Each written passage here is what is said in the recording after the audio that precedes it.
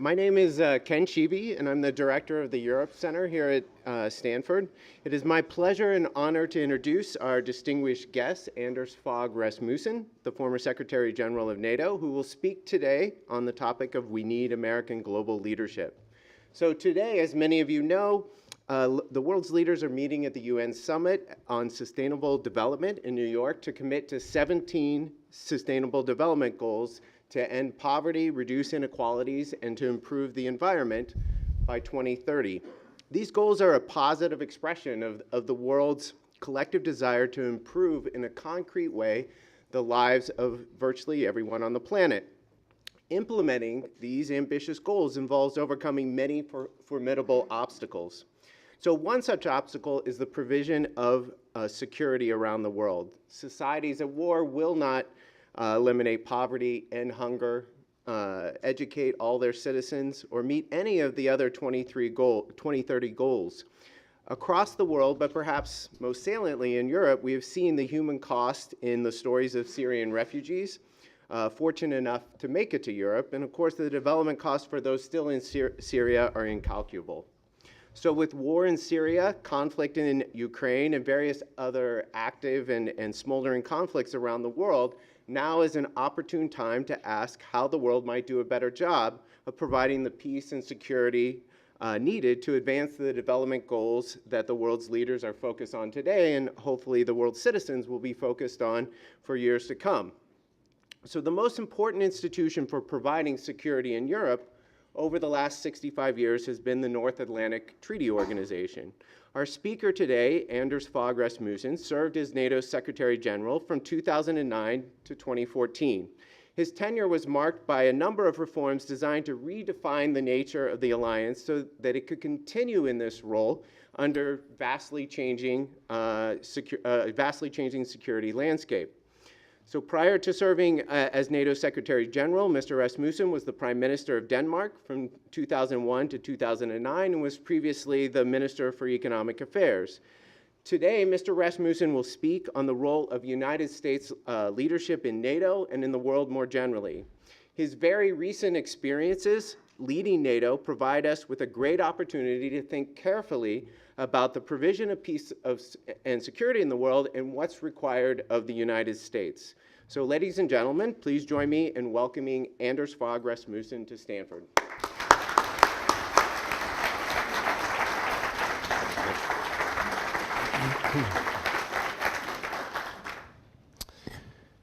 Thank you very much indeed for that very kind introduction, and thank you for inviting me to Stanford. It's always a great pleasure to visit Stanford, one of the world's leading universities with a vibrant student community and a beautiful campus. So no wonder that students from all over the world are attracted by Stanford. My first visit to Stanford took place, to be precise, 33 years ago. Ronald Reagan was President of the United States. At that time, I was a very young member of the Danish Parliament. And during more than 3 decades in national and international politics, I have had many memories, of course, or I have many memories from this political life. And as an introduction to today's theme, I would highlight one particular experience dating back to 2011, to be exact, on the 31st of October 2011. Because on that date, NATO concluded the military operation in Libya. You may recall that NATO took responsibility for an air campaign in Libya based on a United Nations mandate to protect the civilian population of Libya. So during a 7-month air campaign, we protected the civilian population of Libya, and successfully so. So I decided to visit the Libyan capital Tripoli on the last day of our operation, October 31, 2011. And it was touching, and moving to see and feel the Libyan people's joy and gratitude. I saw graffiti everywhere, thanks NATO. I met with the new Libyan political leadership, and after the official meetings with the new leaders in Libya, I met with former freedom fighters. They had organized a reception, and I met enthusiastic young people. They thanked me. They gave me a scarf with the revolutionary colors, green, black, red. They took photos and selfies the Western way. So we sat down and discussed the future of Libya. We discussed their desire for a free society, free of tribal and religious strife, freedom to choose, freedom to pursue your dreams. And they dreamt about peace, progress, and prosperity. They dreamt about freedom and better personal opportunities, just like a meeting with young people in Western countries. So it was really uplifting to hear about their ambitions and their dreams. However, when we were about to leave Tripoli in the early evening, we got a sense of the challenges ahead. At the airport, we found our plane surrounded by heavily armed fighters, and they were definitely not there for protection. On the contrary, they wanted to capture our plane. They were fighters from Benghazi, and they had waited the whole day for a plane to bring them back to Benghazi. And our plane seemed to be their best chance. Some thoughtful local officials tried to persuade them not to take action. And while heated talks took place on the platform in front of the aircraft, we entered the plane. The pilots closed the doors, started the engines, and immediately put the plane in motion towards the runway.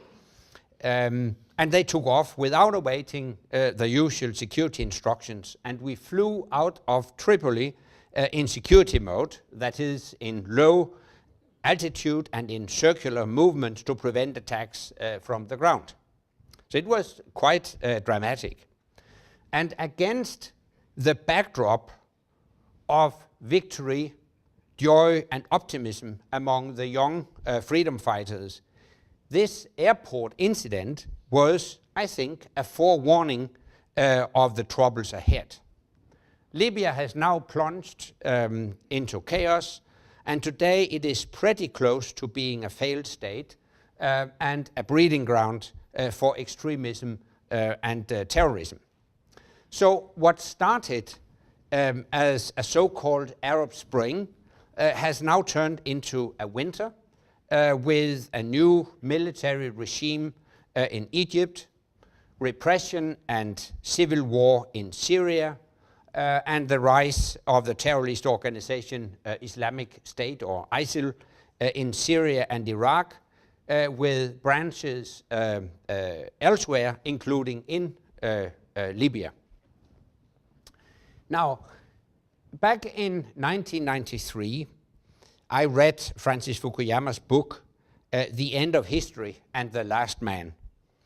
I read that book with great interest, and I took great pleasure in his prediction of the inevitable triumph of liberal capitalist democracy. I was really convinced that he was right. But what has happened? Not only has the Arab Spring turned into a winter, but we have also seen a resurgent Russia turn into an autocratic, oppressive regime, denounce liberal democratic values, and on top of that, grasp land by force in Ukraine. And we are witnessing what I would call a diminution of liberal democracy. According to the think tank Freedom House, more aggressive tactics by authoritarian regimes, and an upsurge in terrorist attacks contributed to a disturbing decline in global freedom last year. Freedom House found an overall drop in freedom for the 9th consecutive year. Already in 2008, Robert Kagan concluded that autocracy is coming back, and as a polemic response to Fukuyama, he stated that we are witnessing the return of history and the end of dreams. Now, my comment on that discussion is that it may well be that we are witnessing the return of history, but I refuse to put an end to dreams. We can be proud of what our free societies have achieved, and I insist on keeping alive the dream that the liberal democracy will prevail over autocracy and oppression. So I'm rather speaking about the return of history and the continuation of dreams. But of course, the dreams are challenged. We are witnessing what I would call a trembling world order, an era of upheaval, disorder, conflict, violence. It looks as if a Pandora's box of religious, ethnic, and political strife has been opened, and many nations have plunged into chaos and extremism. And this development has led some people to conclude that stability must take precedence over freedom, to conclude that a firm hand and some oppression are needed to prevent instability and prevent disorder, and to conclude that we should show some restraint in all that talk about freedom. Some time ago, I read an article written by a Western ambassador to one of the countries in the Middle East, and the headline was, "Why Western Democracy Can Never Work in the Middle East." And he stated that democracy is not the solution for extremely complex societies. And he's not alone. The critics of interventionism point to Iraq, where a sectarian Shia regime in reality paved the way for the terrorist organization Islamic State. They point to Afghanistan, the most corrupt country in the world. They point to Libya on the brink of becoming a failed state. And all this has led some people to conclude that we in the West should avoid being dragged into such quagmire, that we should refrain from such military interventions, and that the United States and the West in general should show more restraint and humility in dealing with global affairs. In response to that, I think we should ask the question, what would happen if we retreat and retrench? And my answer is quite clear. If we are to retreat and retrench, we will give space to autocrats. When we retreat and retrench, tyrants and terrorists will advance. And it would send a very bad signal to people around the world who want to stand up against autocracy and oppression. They would feel betrayed and deceived because of lack of support from the world's democracies. So in conclusion, if we don't defend, protect, and promote freedom, tyrants and terrorists will rule the world. The philosopher Edmund Burke once said, "The only thing necessary for evil to triumph is for good men to do nothing. And history is, unfortunately, filled with examples that while action comes at a cost and may not be perfect, inaction is more costly and devastating for humanity. In the 1920s and 1930s, the United States pursued an isolationist policy and stayed disengaged while Nazism and fascism rose to prominence in Germany and Japan. Even after German and Japanese attacks on and occupation of neighboring countries, the United States didn't do anything. Then, belatedly, the United States entered the war after Pearl Harbor, and it was thanks to America that Europe was liberated from the scourge of Nazism and the war in the Pacific, the war with Japan in the Pacific, came to a conclusion. But it was late, and it came at a cost. I could also point to the Balkans in the 90s. You will remember the breakup of the former Yugoslavia, followed by a civil war and a threatening genocide. And for a long time, the Europeans couldn't do anything. The Americans were reluctant to engage, and the killings continued. It was not until the United States took leadership, deployed troops, and determinedly took action that the killings in the Balkans were stopped. I could point to Rwanda in the 90s. The international community was paralyzed, didn't do anything, and what was the outcome? A genocide, maybe up to 1 million people killed in the Rwandan genocide. And recently we have seen Syria again. The international community paralyzed, not able to do anything. And what is the outcome?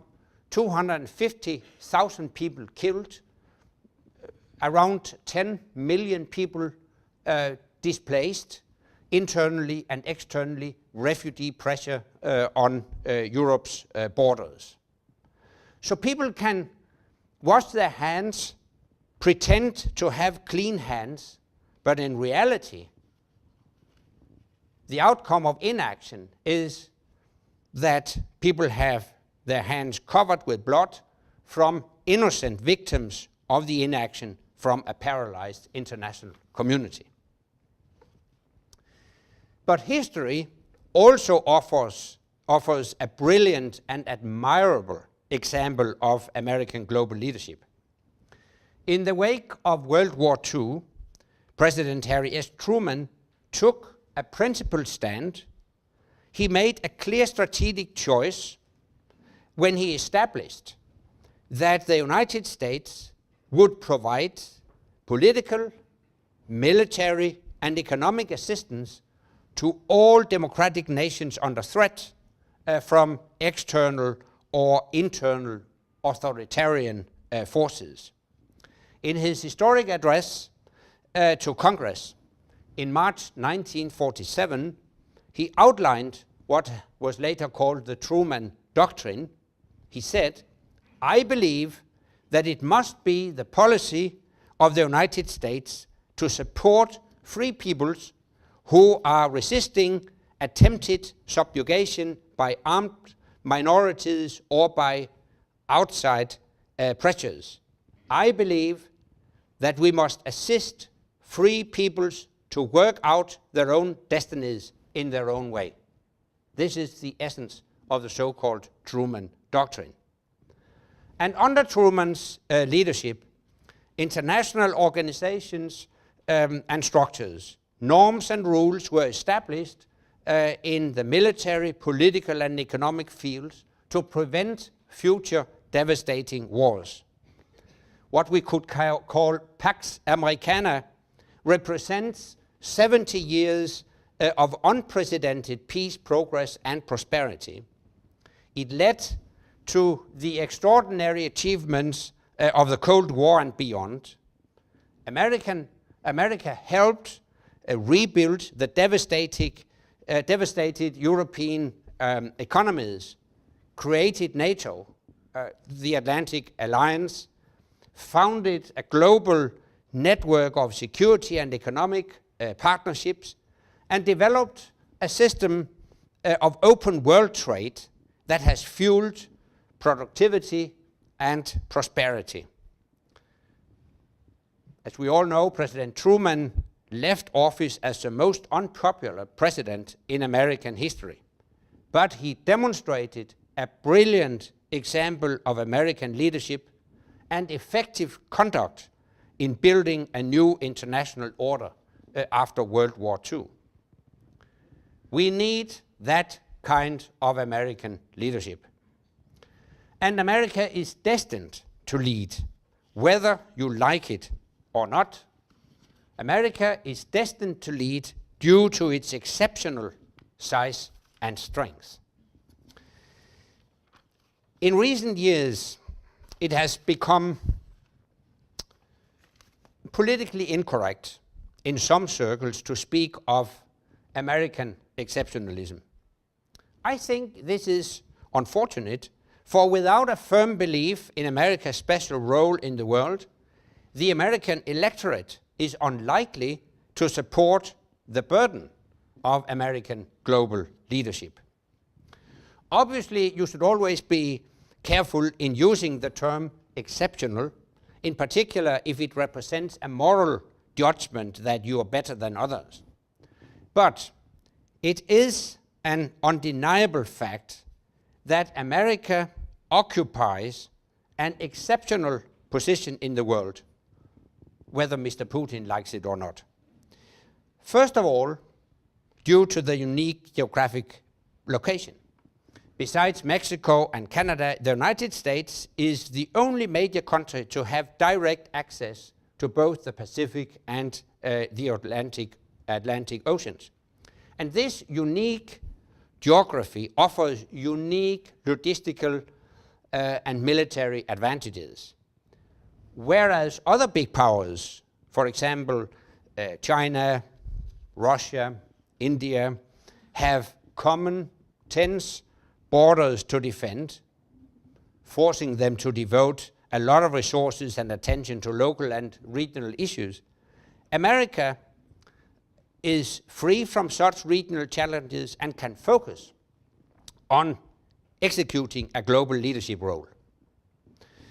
On top of that, the United States possesses vast natural resources, including some of the world's largest energy reserves. And soon, the United States will be self-sufficient with energy, which will drastically change the geopolitical landscape and add further to American power. Next, the colonization, the creation and development of the United States as a nation is exceptional. There is much truth in speaking about the United States as a melting pot. For centuries, it has attracted people from all over the world, longing for freedom and opportunity. The United States, so to speak, recreates itself by attracting the best and brightest from the rest of the world and melting them into a diverse culture of creativity. That gives a formidable strength to the American economy, but it also expands America's ties with peoples and cultures all over the world. That is exceptional, whether you like it or not.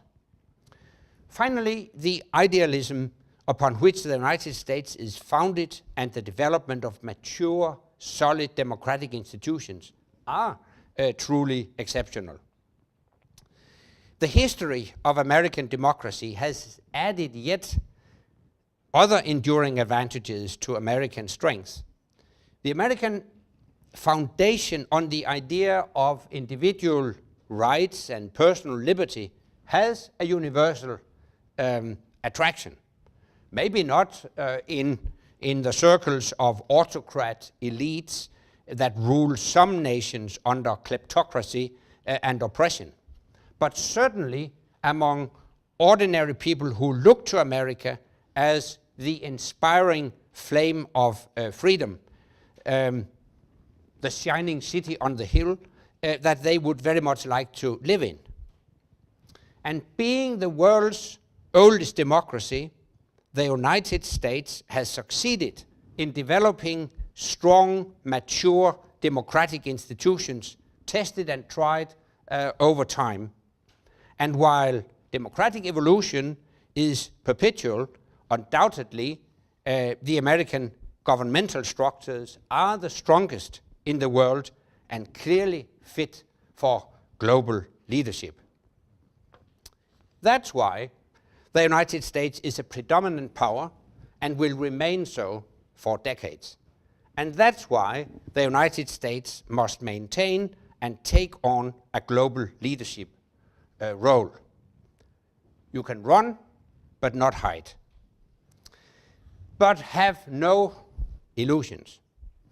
The mere existence of American supremacy will provoke opposition. The US predominance will be challenged by rising and resurgent powers and non-state actors. Let me put it this way, the barbarians will gather at the gate. So that's why the United States shouldn't be alone. The United States will need allies and partners to ensure a global liberal democratic supremacy. So what we need is a smart American global leadership. The United States should use its convening power to create a strong global community of liberal democracies. And the core of that should be an even stronger transatlantic bond. There may occasionally be disputes across the Atlantic between America and Europe. But when push comes to shove, the Europeans are the go-to partners. And we should build on that. So we should strengthen the transatlantic bond. Militarily, the United States should continue its commitment to European security. And in light of the Russian aggression against Ukraine, it has become clear to everybody, I think, how important that military cooperation is and how important it is that the United States stay engaged in European security. In return, the Europeans should also invest more in their own security to ensure a more fair burden sharing within our transatlantic alliance. But this goes beyond military cooperation. This goes beyond security. This is also about economy. And we should strengthen the economic bonds across the Atlantic. We should, so to speak, build an economic NATO. My vision is to see developed a transatlantic free trade area, TAFTA. And the first step could be to conclude as soon as possible the current negotiations on a transatlantic trade and investment partnership. But it also goes beyond economy.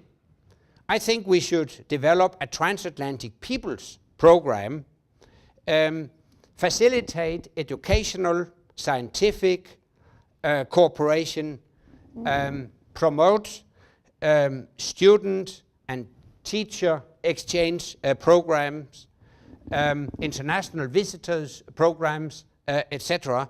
So all in all, we could create a truly integrated transatlantic community.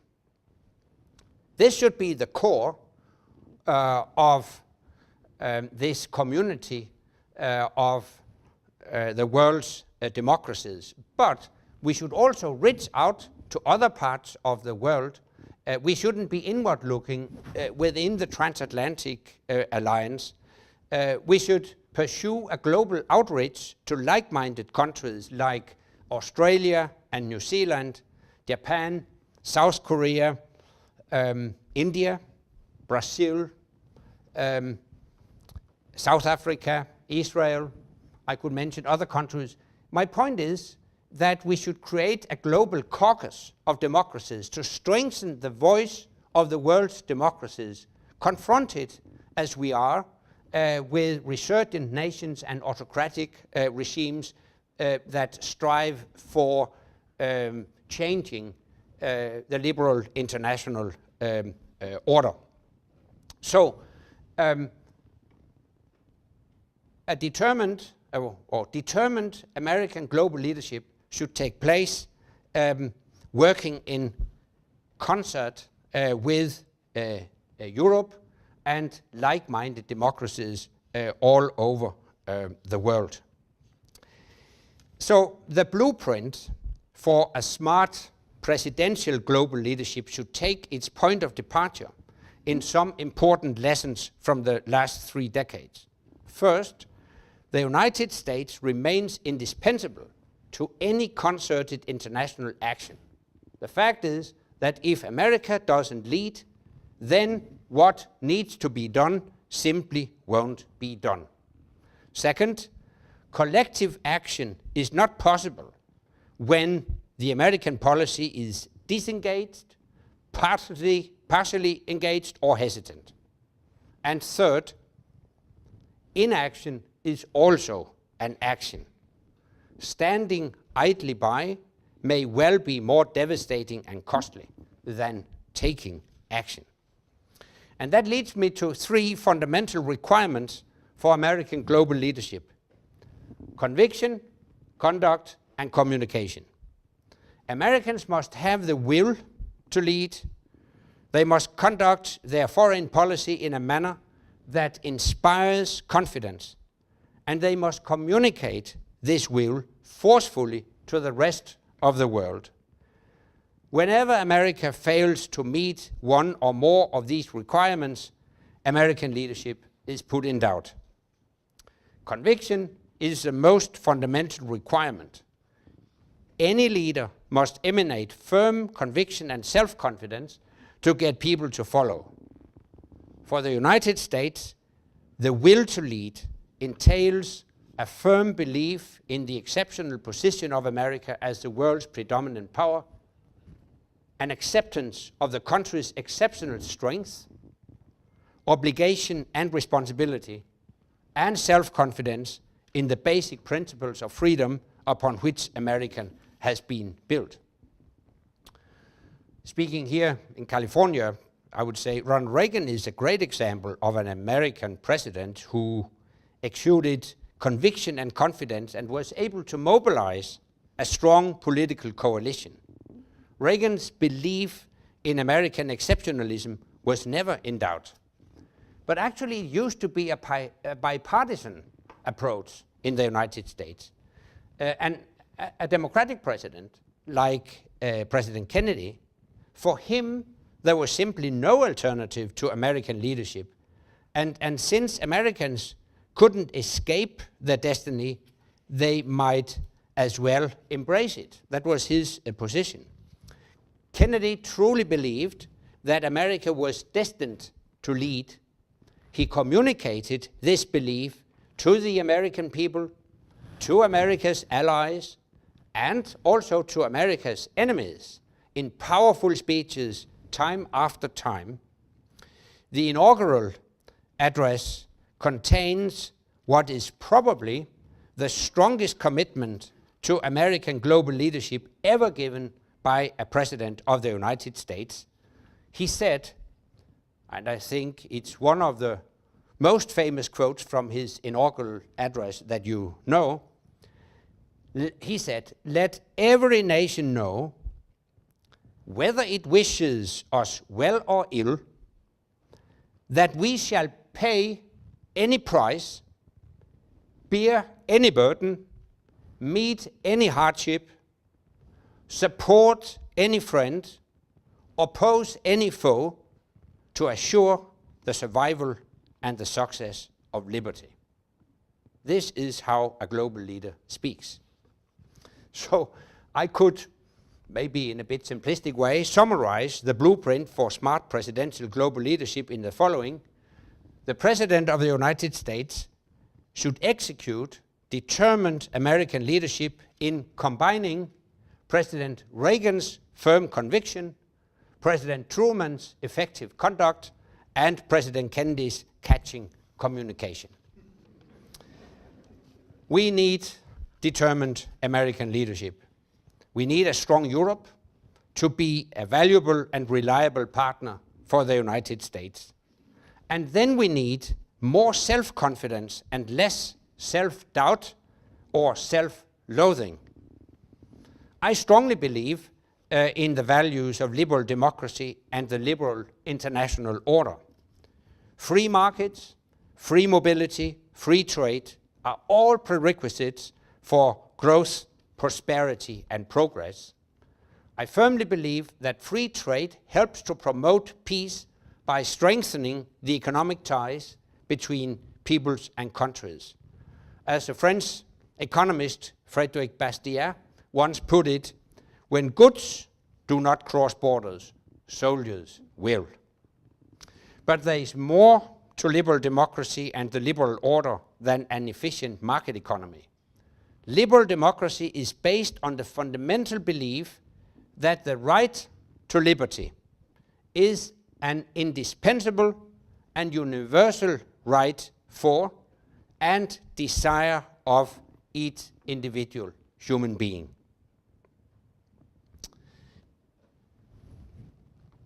That's why, or maybe I should put it another way, that's why I will continue dreaming of the predominance of liberal democracy. But don't have any illusions. Freedom will always be challenged by the forces of oppression.